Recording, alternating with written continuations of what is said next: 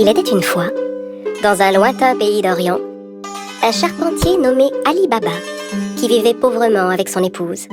Ali Baba allait souvent dans la forêt avec son âne pour y couper du bois et le revendre en ville. Un jour qu'il était allé chercher du bois dans la forêt comme à l'ordinaire, il entendit un bruit de galop. C'était un groupe de cavaliers qui se dirigeait tout droit vers lui. Et les hommes n'avaient rien d'aimable. Ce sont certainement des voleurs, je ferais mieux de me cacher.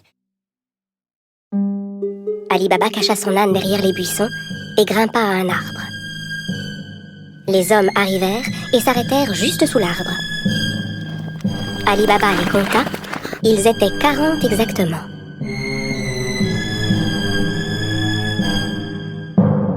Les hommes déchargèrent les lourds sacs que portaient leurs chevaux. Et Ali Baba comprit alors que ces hommes étaient bien des voleurs. Le chef de la bande se dirigea vers un énorme rocher devant lequel il se mit à crier. « Sésame, ouvre-toi !» Soudain, il se passa une chose incroyable. Le gros rocher glissa sur le côté comme une porte coulissante, laissant apparaître une grotte. Les voleurs entrèrent un par un en portant leurs gros sacs. Quand le dernier fut entré, la porte se referma automatiquement. Ali Baba était médusé par ce qu'il voyait. Au bout de quelques instants, le rocher s'ouvrit à nouveau et les voleurs ressortirent de la grotte. Quand le dernier fut dehors, le chef se tourna vers la porte et ordonna « Sésame, ferme-toi !» Le gros rocher se referma aussitôt et les cavaliers se remirent en selle et s'éloignèrent. Ali Baba descendit de son arbre et s'approcha à son tour du rocher. Il lança les mots qu'il avait entendus. « Sésame, ouvre-toi !» La porte s'ouvrit dans un grand bruit. Ali Baba entra d'un pas hésitant. Il fut ébloui de ce qu'il vit. La grotte était remplie d'or, d'argent, d'étoffes rares, de diamants et de pierres précieuses. Il regarda autour de lui, ramassa 3 sacs et sortit de la grotte. Puis il se retourna vers le rocher et lui adressa les mêmes mots que le chef des voleurs. « Sésame, ferme-toi !» Il chargea les sacs sur le dos de son âne et rentra chez lui. Arrivé à la maison, il montra les sacs à sa femme. Elle n'en croyait pas ses yeux et pensa qu'Ali Baba avait volé les sacs. « Où as-tu trouvé tout cet or ?» Ali Baba lui raconta alors tout ce qui s'était passé. Elle était si heureuse. Ils se mirent ensemble à vider les sacs. « Aide-moi à compter ça. Je veux savoir combien d'or nous avons. » « Non, creusons plutôt un trou pour y enterrer cet or. » « Va creuser le trou, j'irai demander une tasse à mesurer à ton frère Cassim. » Cassim, le frère d'Ali Baba, était un riche marchand, mais c'était un homme très cupide. Il n'avait jamais aidé Ali Baba, qui mit sa femme en garde. « Très bien, mais ne lui parle surtout pas de l'or. Personne ne doit savoir. » La femme se rendit chez Cassim pour lui emprunter une tasse à mesurer. Sachant qu'ils étaient très pauvres, Cassim lui demanda « Que veux-tu faire de cette tasse? Tu n'as pas d'argent à mesurer ?» La femme inventa alors un mensonge. Bien sûr, Cassim n'en crut pas un mot. Il mit discrètement un peu de miel sous la tasse avant de la confier à l'épouse d'Ali Baba. La femme rentra chez elle avec la tasse et commença à mesurer l'or. Puis quand ils eurent compté tout leur or, Ali Baba alla l'enterrer dans un grand trou. Quand tout l'or fut bien enterré, la femme d'Ali Baba rapporta la tasse chez son beau-frère. Elle n'avait pas remarqué que de l'or était resté collé sous la tasse. Quand Cassim reprit la tasse, il vérifia aussitôt dessous. En voyant que de l'or y était collé, il fut stupéfait.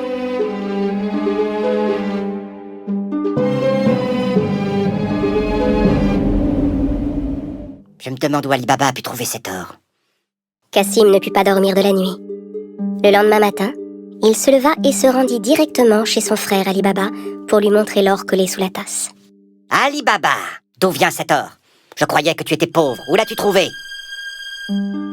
Ali Baba lui raconta tout et le pria de n'en parler à personne d'autre. « Si tu ne me dis pas où se trouve cette grotte, je dirai aux voleurs ce que tu as fait. » Mais, Cassim, Ali Baba savait que Cassim ferait ce qu'il disait. N'ayant pas d'autre choix, il conduisit son frère à la grotte. La grotte est juste derrière ce rocher. Maintenant, allons-nous-en d'ici. Les voleurs ne vont pas tarder à revenir. Ali Baba et Cassim rentrèrent chez eux, mais Cassim ne cessait de penser à la grotte. Il prit 2 chevaux avec lui et retourna à la grotte aussitôt. Arrivé devant l'entrée, il récita les mots qu'Ali Baba lui avait indiqués. « Sésame, ouvre-toi !» Le gros rocher se mit à bouger et la grotte s'ouvrit. Cassim n'en croyait pas ses yeux. Il était fasciné par le spectacle qui s'offrait à lui, hypnotisé par tout l'or qui brillait. Le plus vite possible, il commença à remplir les sacs qu'il avait apportés avec tout l'or qu'il pouvait. Quand tous ces sacs furent pleins, il retourna vers la sortie.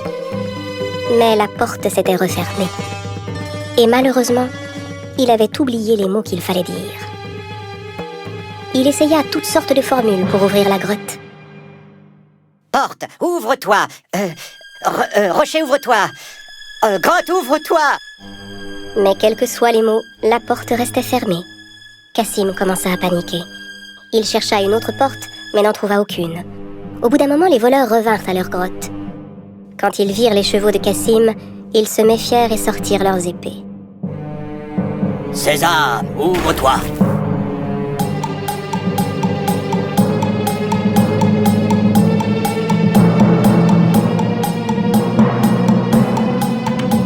En entrant dans la grotte, les voleurs s'emparèrent de Cassim et le punirent sur le champ.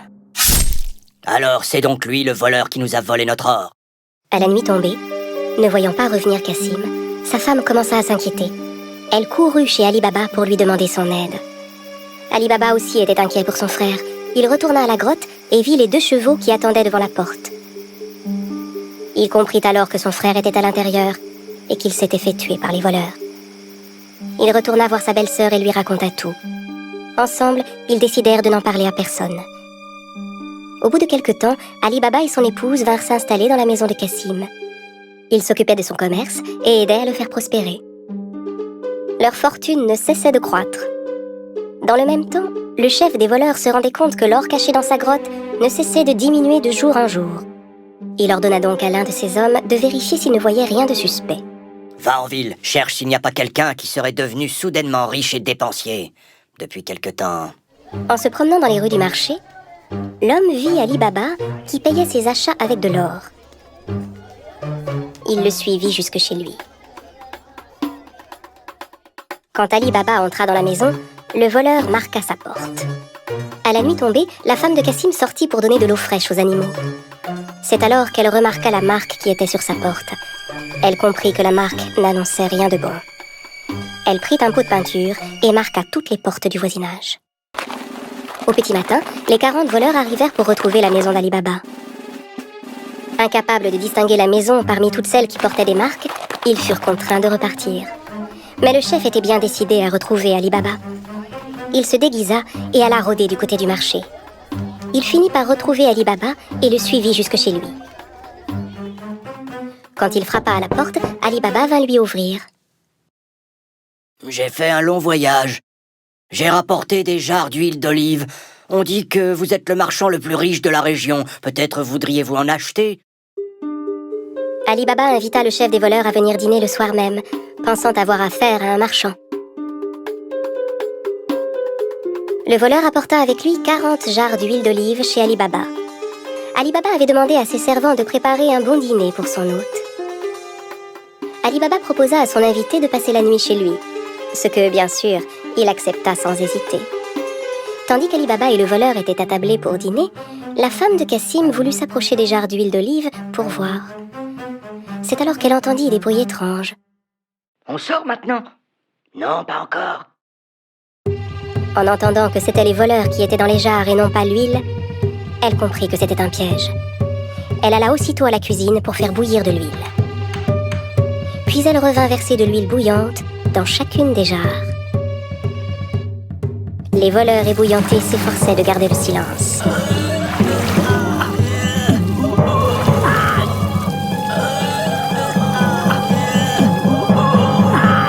À minuit, quand tout le monde était endormi, le chef des voleurs alla vers les jarres.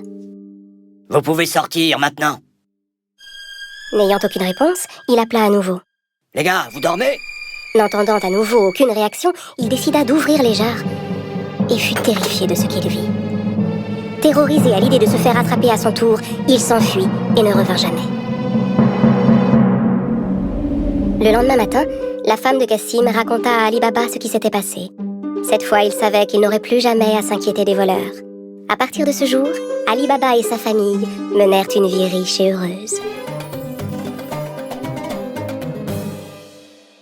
Il était une fois, dans un pays d'Orient, un garçon très pauvre au grand cœur qui s'appelait Aladdin. Aladdin, qui vivait avec sa mère, faisait les travaux les plus pénibles et parcourait les distances les plus longues pour gagner leur vie. Un jour qu'il était parti loin pour trouver des bananes à vendre au marché, il rencontra un homme, bien habillé, mais qui avait un regard sombre. L'homme lui dit, montrant l'or qu'il avait dans sa main, « Bonjour mon garçon, je suis un vieil ami de tes parents. Aimerais-tu gagner une pièce d'or ?» Une pièce d'or? Même si je cueillais des bananes jusqu'à la fin de mes jours, je ne gagnerais pas autant. L'homme demanda à Aladdin de descendre par un trou au milieu des rochers un peu plus loin et de suivre ses instructions. Aladdin se dit que c'était une tâche assez facile. Ensemble, ils poussèrent le rocher pour faire apparaître le trou. Mince et agile comme il était, Aladdin parvint sans peine à se glisser dans le trou.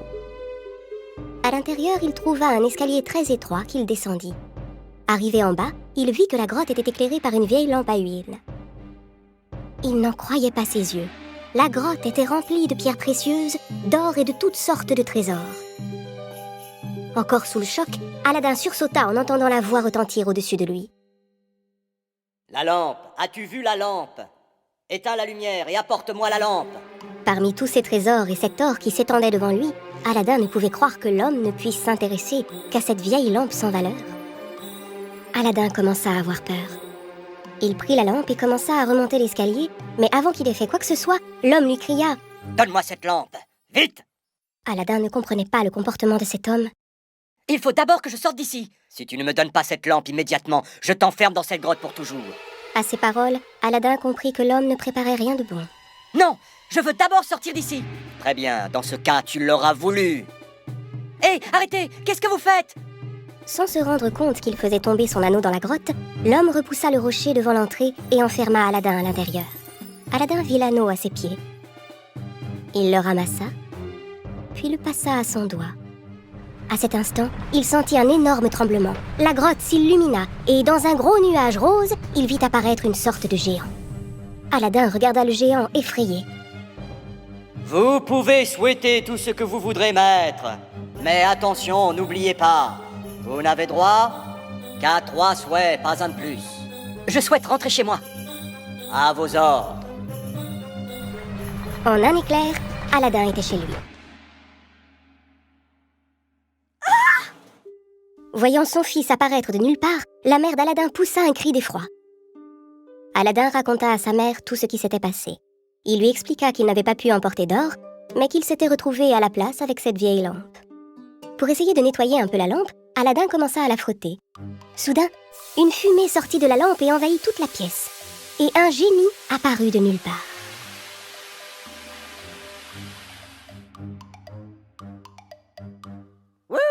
Waouh, mon pote! Depuis des siècles que j'étais coincé dans cette lampe, tu m'as enfin délivré et ça fait du bien. Alors vas-y, mon ami, demande-moi tout ce que tu voudras. Pétrifiés d'étonnement, Aladdin et sa mère regardaient le génie sans bouger. Alors il leur répéta « Allez, vas-y, tu peux me demander tout ce que tu désires. » Eh bien, dans ce cas, prépare-nous une table couverte des plats les plus délicieux. Aussitôt, un festin apparut au centre de la pièce, avec toutes sortes de plats, de fruits et de friandises. À partir de ce jour, grâce à la lampe magique, tous les désirs d'Aladdin et de sa mère devenaient réalité. Ils menaient une vie confortable et heureuse.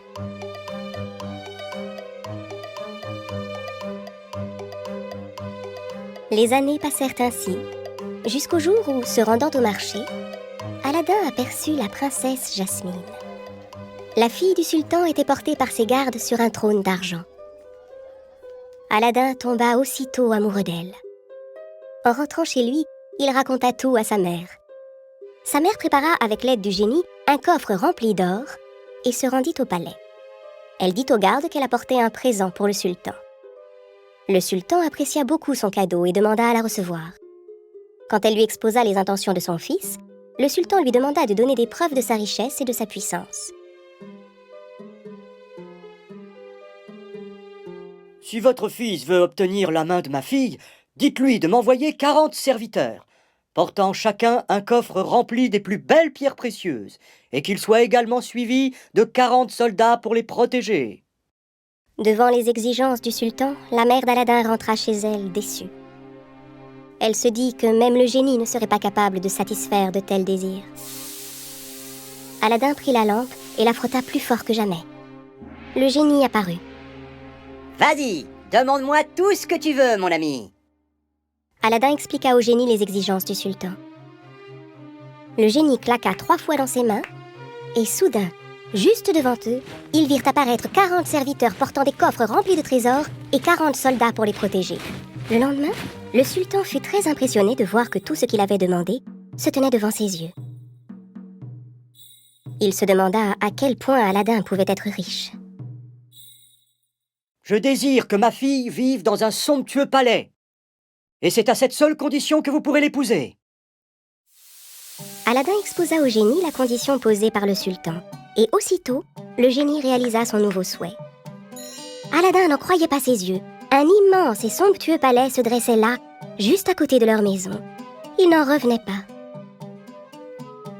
Le sultan se dit qu'il ne pourrait jamais trouver un époux plus riche pour sa fille.